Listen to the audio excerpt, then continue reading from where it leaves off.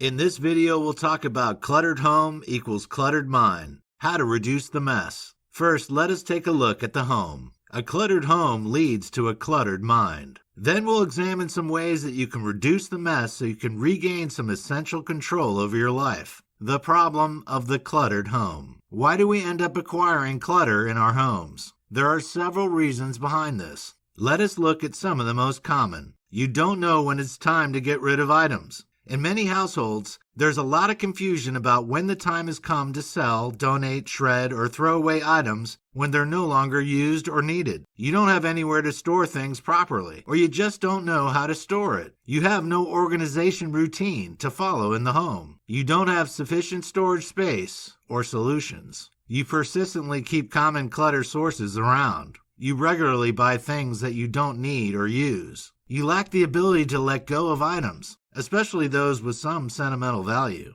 Many of us can relate to at least one of the above statements. The key is to identify which are applicable to you so that you can then work on ways of addressing them. How does a cluttered home lead to a cluttered mind? Clutter in the home ends up having a negative impact on your mind, your body, and your overall health. There is a direct link between high levels of stress and excess clutter in the home, and this has been proven in several studies over the past few years. Why is this the case? The home is supposed to be an oasis of calm, a peaceful refuge, and a comfortable space where you can unwind and chill out. How can you do that if there's disorganization and mess everywhere? Clutter in the home impacts negatively on your ability to concentrate and focus. There are distractions everywhere, and this causes your mental faculties to become worn down. Frustration is then the inevitable result, which causes stress to build up. When you can't focus properly, your ability to problem solve and be creative is also inhibited. Tests have shown that people who have increased clutter at home also have higher cortisol levels in their bodies.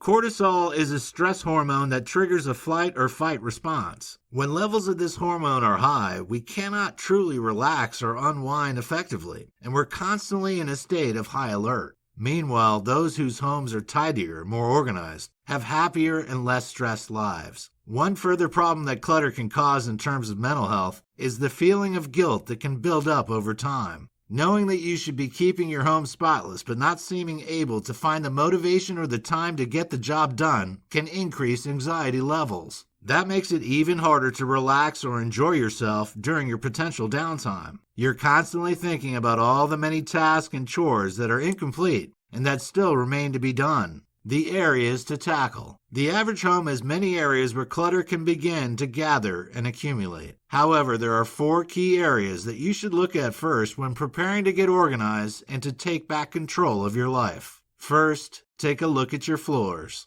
Do you have piles of items in the corner of the room? Are there furnishings that you simply don't need to take up space in your home? Take another look at your home's footprint. Decide how you can use the space more effectively so you can move more easily between rooms and enjoy maximum openness throughout. Secondly, take a look at your drawers. Are they full of junk? Have they been emptied and sorted recently? Are there items in there that should really have gone in the trash years ago? Even if there's no junk in there, have they been tidied and organized? Thirdly, take a look at your closets. Do you really wear all those clothes? Are all those shoes really necessary? Is there a better way to store those sweaters? Could you find new storage solutions to maximize the available space in your closet? Fourthly, take a look at your shelves. While these may be the last area that you consider organizing, it can be the place in your home where most clutter appears. How often have you put a book, a toy, or a pen on a shelf and thought you could move it soon, but then never got around to it? Do you regularly tidy up the books, CDs, or DVDs in your units? It's time to give them a once-over, to get rid of any items that don't belong on a shelf.